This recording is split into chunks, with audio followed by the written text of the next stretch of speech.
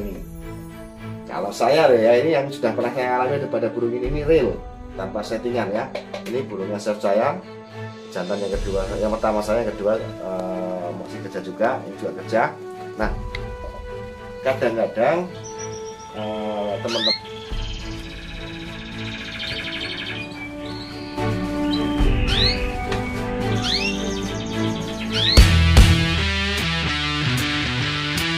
halo, assalamualaikum warahmatullahi wabarakatuh, mas bosku semuanya, apa kabarnya hari ini? Mudah-mudahan mas bosku semuanya dalam keadaan sehat ya. Amin, amin ya rabbal alamin. Kali ini di malam hari ini saya berada di rumah ya bosku ya. Dan kita kali ini akan membahas tentang kenari macet sampai netes dan nggak mau ngawin, bahkan bunyi pun dia nggak mau ya. Ini saya coba rangkum di sini. Dan ini adalah kejadian real yang saya alami. Mudah-mudahan bisa dicoba teman-teman di kandang kalian. Mungkin teman-teman punya kenari yang macet, bunyi bahkan netes nggak selesai-selesai, tanpa obat, tanpa ganti pakan, tanpa yang lain. Dan ini memang benar-benar saya rasakan untuk beberapa minggu yang lalu, dan akhirnya alhamdulillah sekarang sudah kerja lagi. Seperti apa videonya? Yuk kita ke kandang saya, dan jangan lupa subscribe ya yang lihat video ini, dan bagikan ke teman-teman, siapa tahu bisa bermanfaat untuk teman-teman yang lain. Oke, langsung kita ke kandang ya bosku ya. Oke mas bosku semuanya, saya sekarang berada di kandang saya ya. Dan mohon maaf, kandangnya ini belum saya rehab ya, karena memang ketika menempati pertama kali di sini posisi burung sudah produksi, jadi mau menghentikan mau obrak-abrik ini rasanya kok kasihan gitu ya, karena produk terus meskipun sedikit-sedikit tetap ada produkan ya. Jadi rasanya masih eman kalau misalkan kalau saya pindah gitu, kasihan gitu ya. Selain itu juga lagi repot juga dananya. Pingin saya pukul dengan wajan. Oke bosku, langsung kita bahas permasalahannya. Jadi kenari macet ya, atau mungkin netes, itu biasanya terjadi pada kenari teman-teman yang baru beli. Biasanya terjadi pada kenari impor ya bosku ya. Jadi ada dua kejadian. Yang pertama, baru beli dari kenari impor, dari mungkin importir, atau mungkin baru datang dari luar negeri, ataupun terjadi pada kandang yang sudah terjadi pada kenari, bukan kandang, kenari yang sudah buat kerja tetapi tiba-tiba macet bahkan netes nggak selesai-selesai. Itu harus kita lihat kondisinya. Nah, ada dua penyebab juga nih ya. Jadi yang pertama adalah kenari itu memang waktunya, kalau misalkan dia meneteskan bulu, memang yang pertama dia memang siklus rutin. Yang artinya adalah siklus rutin dalam kenari itu memang waktunya dia mabung ya teman-teman ya. Tetapi yang kedua ini adalah bingung kalau saya katakan. Mengapa bingung? Karena kalau dari sumber teman saya yang ada di Cirebon, Mas Denis, yang menerapkan ternak kenari yang mungkin sudah mengaplikasikan dari sistem luar negeri, yaitu masa kawin dan masa mabung. Di situ saya coba pikir-pikir, memang ternyata benar juga. Apa itu adalah pencahayaan ya bosku ya, masalah pencahayaan. Jadi di luar negeri itu, kalau versinya Mas Denis Cirebon, halo Mas Denis yang melihat acara ini, jadi pernah sharing dengan saya bahwa kenari yang ada di luar negeri itu ada dua musim ya. Yang pertama musim mabung, yang kedua musim kawin. Jadi ketika pada waktu musim mabung ya dia mabung aja gitu ya.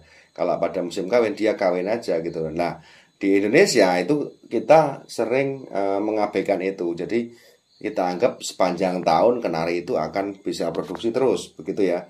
Jadi ketika saat-saat tertentu, ketika dia netes bulu, kita tetap paksakan untuk misalnya istirahat ya. Kadang-kadang kita langsung ada yang melakukan melakukan langsung di kerodong full. Nah seperti itu bisa, silakan. Nah itu pakai cara seperti itu juga boleh saja. Tetapi saya melakukan cara tersendiri dan unik, tidak saya full kerodong sepanjang hari, tetapi nanti kita jelaskan.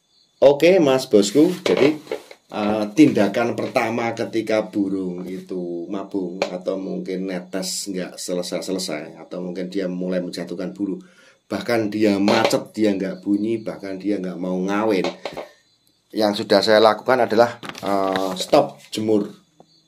Jadi ini burung saya ceritakan ya, itu berapa minggu yang lalu sempat seperti itu, tetapi langsung saya ambil tindakan yang saya jelaskan ini. Jadi saya langsung stop dia untuk tidak berjemur, stop, artinya tidak dikeluarkan dari rumah, dia tetap seperti ini ya. Nah itu yang pertama. Yang kedua adalah stop angin-angin juga. Angin-angin sore biasanya kalau kita pengen mengeluarkan dia, pengen biar bunyi gitu. Kalau saya tidak, stop dari angin-angin maupun jemur.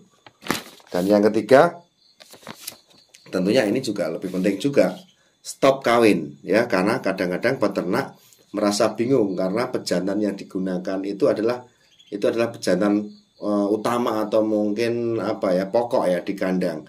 Kadang-kadang nggak baru netes 1, 2 atau mungkin beberapa bulu halus itu tetap dikawinkan saja. Nah seperti itu ya, yang mungkin jadi berlarut-larut kalau menurut saya seperti itu. Jadi stop kawin. Ketika sudah seperti itu stop kawin, jangan dipaksakan dia untuk kawin, karena dia meskipun masih ada birahi, tetapi dia dia merasa kurang bugar seperti itu ya bosku ya. Jadi tindakan yang kita lakukan yang pertama adalah kita amati dulu burung itu sehat atau tidak ya. Nah itu ya bosku ya. Jadi amati burung, 1, 2, 3. Amati dulu burung itu sehat atau tidak. Karena ketika burung itu sehat, pasti dia akan tetap menjalani aktivitasnya secara normal. Tetapi kalau tidak sehat, saya kasih contoh misalkan burung lemak, itu ketika dia lemaknya terlalu banyak ya dia macet juga. Macet. Atau mungkin bahkan terlalu kurus ketika kita pegang badannya nyilet gitu ya, itu juga faktor juga tidak sehat. Kalau saya katakan untuk burung lemak juga tidak sehat karena obesitas seperti itu. Jadi kita harus amati dulu sehat atau tidak sehat, normal atau tidak normal. Tetapi kalau normal saja, tidak kegemukan, tidak nyilet ya kita, langkah yang berikutnya adalah kita amati bulunya. Kalau misalkan dia macetnya itu pakai netes loh ya, ini saya katakan pakai netes, itu kita amati bulunya dan kita buka memori kenari ini. Dalam arti buka itu sebelumnya dia mabung terakhirnya berapa bulan yang lalu. Kadang-kadang ada yang baru berapa bulan dia sudah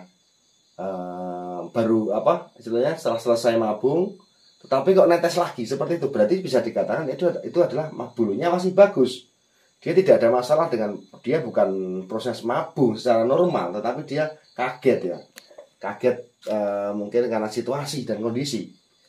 Jadi kita lihat bulunya, kita lihat sejarahnya, apakah burung ini mabungnya sudah lama, belum mabungnya sudah lama, ataukah dia belum lama selesai mabung, begitu ya. Kita harus itu yang kedua. Yang ketiga adalah jangan buru-buru ganti pakan. Nah ini, kalau saya ya, ini yang sudah pernah saya alami pada burung ini real, tanpa settingan ya. Ini burungnya chef saya, pejantan yang kedua, yang pertama saya, yang kedua masih kerja juga, ini juga kerja. Nah kadang-kadang teman-teman ada yang menerapkan, wah ini ganti pakan, ini kita turunkan pakannya gitu, bahkan kita tinggikan biar sekalian ambrol begitu ya. Tetapi kalau menurut saya tidak merubah dari settingan pakan. Nah ini saya bongkar pakan dari kandang saya. Jadi dulu saya produksi sendiri pakan, tetapi karena kesibukan saya nggak sempat bikin, akhirnya saya tetap pakai kemasan, yaitu plastik. Saya campur ebot, gold coin, dan yang satu lagi Belgi saya campur, tetapi porsinya plastik itu paling sedikit ya, paling sedikit perbandingannya ya, misalkan satu cepuk kan ada 3 bungkus ya itu ya. Itu yang plastiknya kan jadi empat macam itu kan ya, 4 macam. Jadi yang satu, yang plastiknya itu separuh saja. Kalau saya seperti itu settingan dengan saya. Itu tidak saya rubah teman-teman, tidak saya rubah. Pakan juga tetap extra foodingnya itu tidak saya rubah ya. Tetap saya coba untuk pakai cara penanganan ya, penanganan dulu, bukan langsung ke pakan ya. Settingan pakan tidak saya rubah. Terus berikutnya adalah jangan keburu dikerodong. Nah, ini yang sudah saya lakukan adalah saya menaruhnya seperti ini ya teman-teman ya. Nah, ini ketika siang hari juga saya taruh di sini dengan posisi kain penyekat seperti ini. Ya, di sini ada lampu, bisa teman-teman lihat nih. Nah, teman, ada lampu di atas ini, jarak sekitar ya 2 meter dari bawah. Ada lampunya. Nah, dari lampu itu tetap bisa menyinari ini, tetap bisa menyinari dari kandang ini, ya. Karena pencahayaan dalam ternak kenari itu, kalau menurut teman saya, Mas Denis, itu memang sangat penting pencahayaan. Jadi pengaturan cahaya redup terangnya di kandang itu sangat penting. Kalau terlalu redup juga kurang support juga terhadap burung. Artinya ketika kita berada di ruangan atau di rumah atau di manapun yang mungkin situasinya itu lampunya redup, hawanya pengen tidur aja kan begitu. Kalau logikanya seperti itu kalau saya ya. Jadi siang saya taruh di sini, lampu tetap saya hidupkan ya, tapi tidak panas ini ya, cuman agak terang gitu ya. Dan di atas ini ada kaca ya, kaca transparan. Jadi ketika siang hari ada cahaya masuk, tetapi tidak mengenai dia langsung. Seperti itu. Kalau saya taruh di sini, dia tidak mengenai burung itu secara langsung. Itu. Terus berikutnya adalah masalah durasi tanpa kerodong. Nah, durasi tanpa kerodong. Jadi ketika burung ini meneteskan bulu atau macet, dia awalnya tetap saya terapkan untuk tanpa kerodong seperti ini selama 9 jam. Dari jam 7 sampai jam 4 itu seperti ini. Nah, mulai jam 4 ke atas sampai besoknya lagi jam 7 itu saya kerodong. Saya kerodong, tidak full kerodong secara utuh sehari penuh, tidak. Jadi ada masanya dia harus makan ya, harus makan, harus minum ya, dan mungkin makan extra fooding juga, kena udara seperti itu. Tapi ini dalam kondisi di dalam ruangan, tidak di dalam luar ruangan, begitu ya. Awal mula pada waktu dia neteskan bulu itu durasinya 9 jam, saya terapkan kemarin. 9 jam sampai kapan? Sampai bulunya bisa kita lihat maksimal dalam hal merontokkannya. Kadang-kadang ada ya yang dia hanya sedikit gitu ya. Sampai berapa hari kita bersihkan lagi kandangnya, dia tidak tidak nambah lagi. Oh, berarti ini sudah menunjukkan tanda-tanda dia sudah mau selesai. Tetapi masih ada bulu-bulunya di situ. Nah, di situ baru saya tambahi durasi untuk sekat seperti ini. Yang sebelumnya adalah 9 jam, dari jam 7 sampai dengan jam 4 saya tambahi ya, jadi setengah 5, jadi jam 5 gitu ya. Itu akhirnya sampai durasi 12 jam. Ketika burung itu sudah tinggal bulunya tinggal dikit yang turun, itu durasinya saya maksimalkan sampai jam 7 malam. Dari jam 7 pagi sampai jam 7 malam itu kan 12 jam ya. Jadi ketika sudah jam 7 malam dia harus kerodong. Nah gitu ya. Jadi saya memanfaatkan pola pencahayaan dan pola pekerodongan itu ternyata efektif ya. Terus berikutnya adalah ketika burung itu sudah mulai menurunkan bulunya itu tinggal sedikit, 1, 2 gitu, saya coba untuk saya jemur pagi. Tapi durasinya cuma sebentar. Ketika mau berangkat sekolah itu kan masih ada sinar matahari yang masuk nih ya. Saya jemur sebentar, terus masukkan. Cuman kena sinar matahari sedikit gitu. saya masukkan lagi. Jadi mulai pelan-pelan seperti itu, bertahap ya, tidak langsung jeglek. Dia bingung, dia kaget, ya. Nah, ini kembali lagi ke tadi masa pengkerodongan. Jadi ketika burung itu kita kerodong dan kita waktunya itu adalah disiplin, konsisten, maka burung itu dia sudah akan paham. Oh, saya ini berarti harus mabung gitu ya. Saya harus selesaikan ini dulu. Ketika jam 7 pagi kita buka, oh berarti saya suruh makan dulu. Kan teratur gitu ya. Teratur. Waktunya teratur, konsisten terus. Seperti itu. Nah, ketika sudah bulunya masih sudah tinggal misalnya 1-2 yang netes itu masih netes 1-2 dan kadang-kadang dalam sehari tidak menurunkan bulu sama sekali, saya coba untuk masukkan ke kandang betina atau saya panas-panaskan dengan betina. Ya, saya dekatkan dengan betina, saya lihat dulu sudah ada respon belum. Karena itu untuk memancing birainya. Ketika dia sudah mulai birai, sudah mulai nabrak, mulai ngerek ya kita masukkan dan alhasil ini berhasil. Sekarang sudah tidak macet lagi, bahkan tidak netes bulu lagi ya. Oke ya teman-teman ya. Jadi ini burungnya. Ini malam hari, mohon maaf untuk cahayanya, untuk apa ya, fokusnya agak sulit ini bosku ya. Jadi malam hari. Nah, ini burungnya. Oke ya. Jadi ini kita amati, dia tidak ada bulu satupun. Ini kandangnya kotor, belum tak bersihin ini ya. Oke. Ini dulu sudah macet ini bosku ya. Macet total. Bahkan dia sudah nggak mau ngawin lagi dan dia netes. Mungkin dia stres ya mungkin ya. Kawinkan melulu seperti itu. Jadi intinya teman-temanku semuanya ketika menerapkan sistem ini, teman-teman semuanya bisa menerapkan sistem bertahap. Jangan langsung secara total, jadi pelan-pelan seperti itu ya.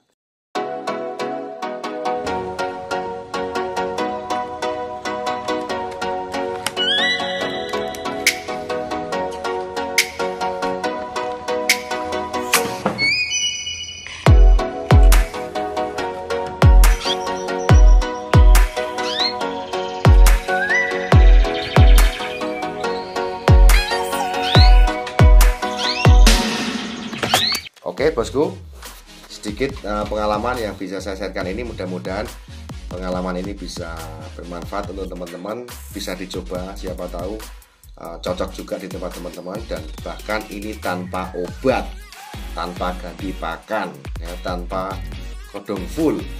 Alhamdulillah sekarang sudah kerja lagi, ngawin lagi ya, seperti itu. Mudah-mudahan bermanfaat untuk teman semuanya.